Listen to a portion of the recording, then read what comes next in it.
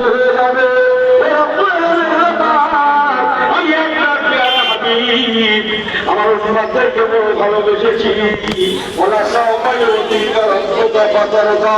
আপনি আমাকে ভালোবেসেছেন আর আমি আমার উম্মতদের ঘরে বড় ভালোবেসেছি। তাই মোদের একটু আসানির জন্য আপনার দরবারে দোয়া মাসাজিদা মাসাজিদা মাসাজিদা। আল্লাহ আল্লাহ আল্লাহ আমার উম্মতরা পারবে না।